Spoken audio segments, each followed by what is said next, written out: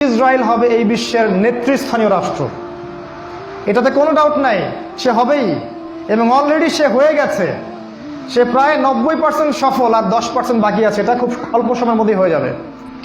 কারণ আমাদের দুর্বলতা আছে যে আমরা যে আপোষে কাদা ছোটাছুটিতে ব্যস্ত ছিলাম, আমরা হালুয়া রুটি খাচ্ছিলাম, এই সময়টুকুর মধ্যে ও প্রচণ্ড শক্তিশালী হয়ে গেছে।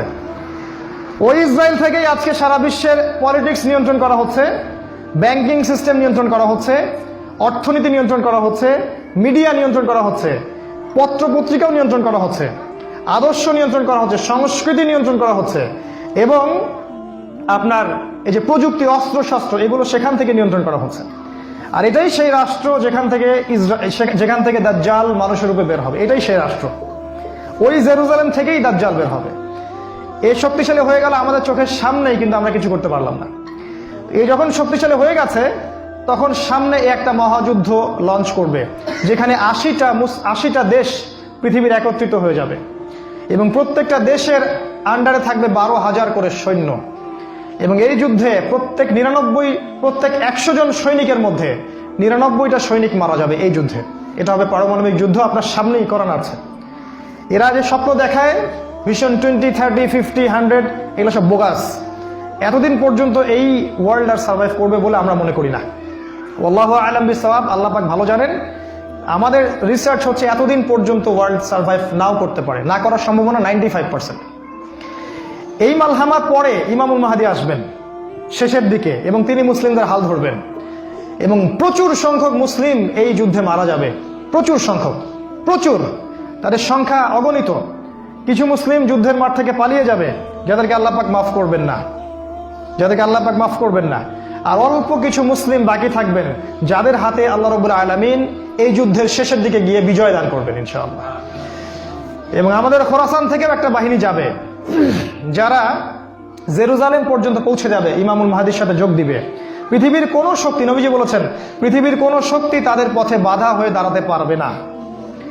তিনি বলেছেন, তোমরা যদি হামাগুড়ি দিয়ে হয় বা বরফের উপর স্ক্রল করেও হয়, তোমরা যদি ওদেরকে পেয়ে যাও তাহলে তাদের সাথে যুক্ত হইও। এটা নসিহত নবী সাল্লাল্লাহু আলাইহি ওয়াসাল্লামের। এটা আসবে সামনের এই সময়টা। এই মালহামার পরে যখন মুসলিমরা আবারও বিজয়ের আসনে আসবে, তখন মুসলিমরা জয় করবে কনস্ট্যান্টিনোপল বা তুরস্কের ইস্তাম্বুল। এটা এখন নেটোর হাতে চলে গেছে, এটা আবারও মুসলিমদের হাতে চলে আসবে। তারপর ঘোষণা করা হবে যে মাসিহুদ দাজ্জাল মানুষের রূপে বের হয়েছে। কোথায়? ওই জেরুজালেমে। তখন মুসলিমরা সেখানে ছুটবে। দাজ্জালের বাহিনীর সাথে মুসলিমদের ব্যাপক ফাইট হবে, কিন্তু মুসলিমরা তাদের সাথে পেরে উঠবে না। কেন পেরে উঠবে না? কারণ আল্লাহ পাক দাজ্জালকে এজন্য এভাবেই সৃষ্টি করেছেন। সে একটা পরীক্ষা, একটা ফিতনা। তার হাতে আল্লাহ পাক প্রচুর ক্ষমতা দিবেন। সে বৃষ্টি বর্ষণ করতে পারবে, সে প্রযুক্তি নিয়ন্ত্রণ করবে, সে আকাশ নিয়ন্ত্রণ করবে, সে প্রত্যেকটা শহরে প্রবেশ করবে, প্রতিটা শহরে। সে খুব দ্রুত ফ্লাই করতে পারবে। তার হাতে খাবারের মজুদ থাকবে, মানুষকে দুর্ভিক্ষের মধ্যে সে ফেলে দিবে।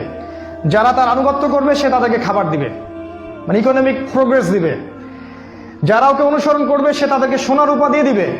যারা ওকে অস্বীকার করবে সে তাদেরকে দুর্ভিক্ষ দিবে, মেরে ফেলবে।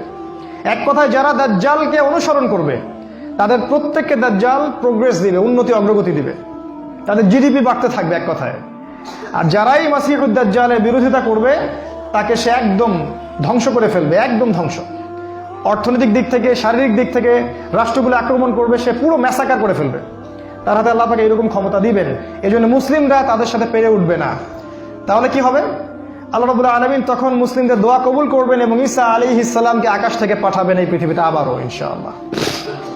এবং ঈসা আলাইহিস সালাম সিরিয়ার দামেস্কে সাদা মিনারের উপরে নামবেন এবং ইমামুল মাহদীও সেখানে থাকবেন। সেখানে ফজরের নামাজ পড়া হবে, ইমামুল মাহদী ইমামতি করবেন, আর এই ঈসা আলাইহিস সালাম পিছনে মুক্তাদি হয়ে থাকবেন। এটা আমাদের জন্য গর্বের বিষয়। এরপরে ঈসা আলাইহিস সালাম বলবেন যে অবরোধ তুলে দেওয়া হবে, মসজিদের দরজা খুলে দেওয়া হবে, এবং ঈসা আলাইহিস সালামকে দেখা মাত্রই মাসিহুদ দাজ্জাল পালাতে শুরু করবে। এবং দাজ্জালের বাহিনী, অর্থাৎ ইহুদি খ্রিস্টান সভ্যতার সাথে মুসলিমদের যুদ্ধ হবে। নবী সাল্লাল্লাহু আলাইহি ওয়াসাল্লাম বলেছেন, হাদিসে শোনেন, নবীজি বলেছেন, লা তুকাতিলুনাল ইয়াহুদ, শেষ জামানায় তোমরা অবশ্যই ইহুদিদের সাথে যুদ্ধ করবে, অবশ্যই করবে। এমনকি কোনো ইহুদি যদি পাথরের পিছনে লুকায়, তখন সেই পাথর কথা বলবে, ইয়া মুসলিম ইন্না ওয়ারা আল ইয়াহুদ তাআলাউ ফাকতুলহু, হে মুসলিম আমার পিছনে একজন ইহুদি আছে, আসো তাকে হত্যা করে যাও। এটা পাথর পর্যন্ত কথা বলবে। ফিলিস্তিনের বাবে লুদ নামক জায়গায় দাজ্জালকে হত্যা করা হবে। ওই বাবে লুদটা ইন্টারনেটে গিয়ে দেখবেন, সেখানে ইসরায়েলের বিমানবন্দর তৈরি করা আছে এখন। এই বাবে লুদেই এখনই তৈরি করা আছে। আমি একটু আগে বললাম যে দাজ্জাল আকাশ নিয়ন্ত্রণ করবে, ওই বাবে লুদের এয়ারপোর্ট থেকেই সে আকাশ নিয়ন্ত্রণ করবে। আমার মত, এটা আমার মত, আমার বুঝ। এটা ওই বাবে লুদে সবচেয়ে বড় একটা এয়ারক্রাফটের ঘাঁটি তারা মজুদ করেছে এই বাবে লুদের মধ্যে, প্যালেস্টাইনে। আর ওই জায়গায় ঈসা আলাইহিস সালাম এই মাসিহুদ দাজ্জালকে হত্যা করবে। এরপরে ঈসা আলাইহিস সালাম জেরুজালেম থেকে ইমামুল মাহদিকে সাথে নিয়ে পুরো বিশ্বে ইসলামী খেলাফা বাস্তবায়ন করবে। পুরো বিশ্বে নবীজি বলেছেন, একটা পাকা বাড়ি একটা কাঁচা বাড়িও বাদ থাকবে না যেখানে ইসলামের কালিমা লা ইলাহা ইল্লাল্লাহ প্রবেশ করবে না।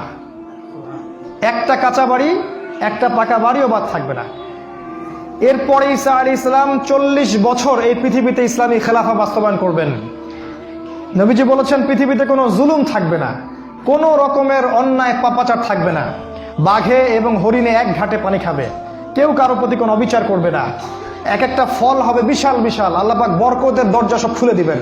প্রচুর বৃষ্টিপাত হবে, মাটি উর্বর হবে, প্রচুর সুজলা সুফলা হয়ে যাবে এই পৃথিবীটা। আবারও আগের অবস্থায় চলে আসবে পৃথিবীটা ইনশাআল্লাহ। কোনো দূষণ থাকবে না, কিচ্ছু থাকবে না ইনশাআল্লাহ। এই 40 বছর তিনি রাজত্ব করবেন, তারপর তিনি মারা যাবেন এবং তাকে দাফন করা হবে রাসূল সাল্লাল্লাহু আলাইহি ওয়াসাল্লামের কবরের পাশে। আর ইমামুল মাহদী আরো আগেই মারা যাবেন। তিনি 7 বা 9 বছর রাজত্ব করবেন, এই মুসলিম উম্মাহকে নেতৃত্ব দিবেন। এই অবস্থাটা সামনে আসতে যাচ্ছে। এই কথাগুলো আপনাকে কোনো সেকুলার মিডিয়া বলবে না, কোনো কাফের মিডিয়া বলবে না, কোনো পত্রপত্রিকায় পাবেন না। ইভেন এখন ওয়াজ মাহফিলেও এগুলো বলা বন্ধ হয়ে গেছে। এই কথাটা আমি কেন বললাম, শুধু এত যে বড় একটা কথা আমি বললাম, এত ডিটেলস বললাম, এটার কারণ একটাই, যাতে আপনি হীনমন্যতায় না ভোগেন। কারণ সামনের যে বিজয়ের সময়টা, সেটা আমাদের বিজয়ের সময়। কোনো সন্দেহ নাই যে এই সময়টা অবশ্যই আসবে, কারণ প্রিয় নবী মুহাম্মদ সাল্লাল্লাহু আলাইহি ওয়াসাল্লাম তার পবিত্র জাবান এটা বলে গেছে।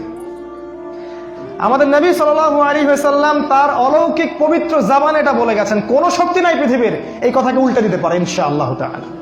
অতএব এখন যে দেখছেন এই যে সেকুলারদের দাপট, এই যে কাফেরদের দাপট, নাস্তিকদের দাপট, মুরতাদদের দাপট, একদম সব ওদের হাতে।